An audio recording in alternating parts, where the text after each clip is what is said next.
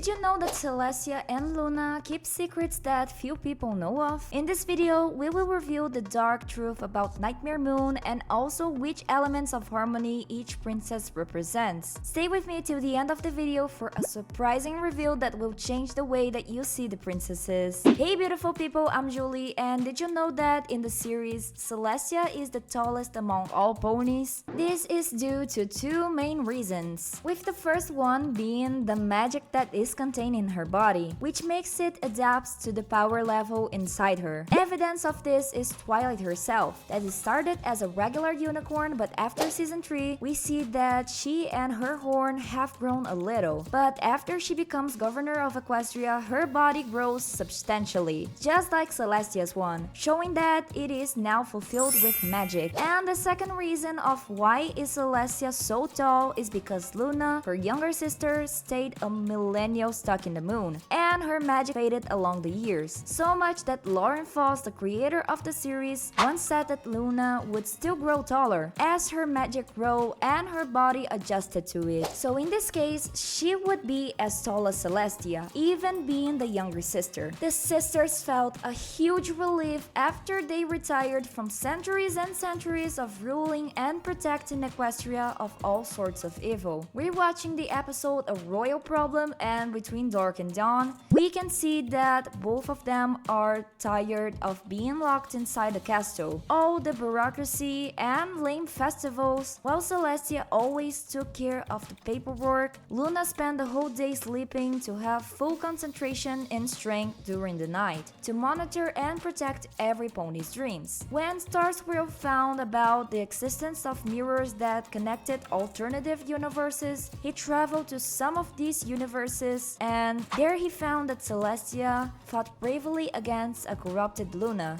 In another universe, King Sombra is the good guy in the story, while Celestia and Luna are the main villains in the old-fashioned Disney way. And in another one, Stars will discover a world where Daybreaker turned Equestria in a true desert with an eternal day. This vision for him was so terrible that he decided to break all the mirrors but one. And this gives me the impression that he always kept an eye out for the princesses, fearing that they would become corrupted like their alternative versions in the mirrors. And I think that he's right, since when he throws himself in the limbo with the other pillars, Luna ends up becoming Nightmare Moon soon after. By the way, have you ever wondered how did Luna develop the skill to enter people's dreams? And no, it wasn't Sandman, it was actually the Nyx, colorful creatures that gave shape to everybody's dreams. We find out about this in issue 4 of the comic Friendship is Magic, where we see exactly what happens minutes later after the ban of the younger sister. We find out that Nyx have a little castle on the moon, and there is where all the wonderful dreams of all the ponies come from. Nightmare Moon even asked herself if she could make nightmares, and the Nyx answered that if the potions that they make ever go bad, all the ponies would have terrible nightmares. Nightmare Moon even tries to enter Celestia's mind, but she, already fearing that, used a spell to protect her against any creature that tried to enter it. Then Nightmare Moon, filled with anger, tries to face Celestia in the dreams world, but Celestia was way stronger and fearless, ending the nightmares made by the villain.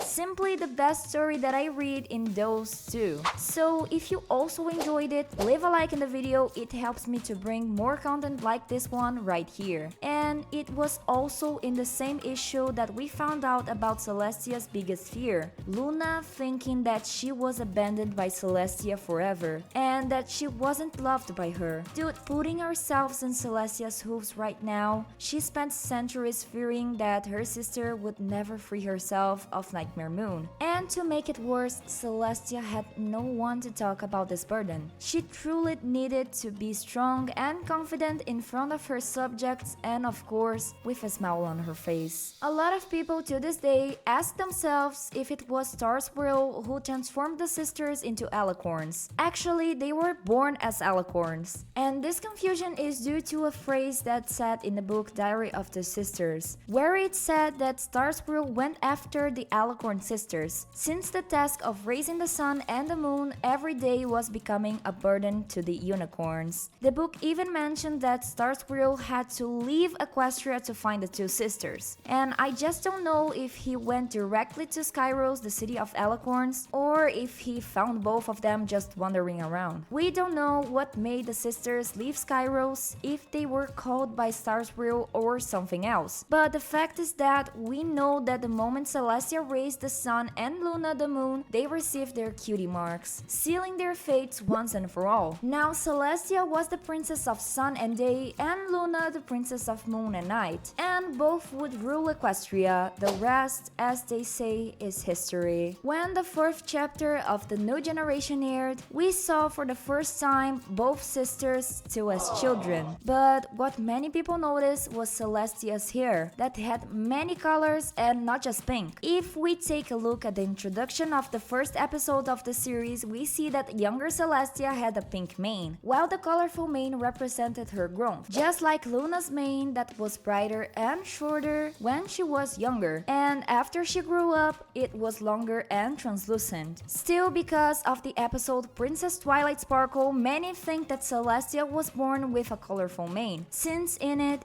shows Celestia with her current mane. But if we take a look at the comics that show the younger princess, we always see Celestia with a pink mane and Luna with a bright and short mane. Therefore, I consider this episode a major plot hole. Do you agree with me? Or there is another reason for this change of hair color? When both sisters use the elements of harmony to defeat Discord, Celestia uses elements that represent generosity, kindness, and magic. It totally match her, since she is older and more experienced with Equestria's magic, while Luna uses the elements of honesty, loyalty, and smile. Like, I don't think that Luna is great with smiles and jokes, as we saw in season 7, but she is indeed very loyal and honest, both with her sister and her people. Before Sugar Bell or Maple Pie appeared for the first time, Big Macintosh went out with Luna for a casual date. In issue 9 of the comics, Luna kisses him in the cheek, and in the next one we saw that he liked that a lot, along with the moments that they had together. A shame that this date went nowhere, right? By the way, just so you know, she got to mouth kiss Big Mac, but just because she was possessed by Cosmos, Discord ex-girlfriend. So sadly, we can't count this kiss as something romantic. But differently than her sister, Celestia never fell in love again after what happened between her and King Sombra from another dimension. To sum it up, Celestia entered a portal that led to an alternative universe where this cute King Sombra habited. They fell in love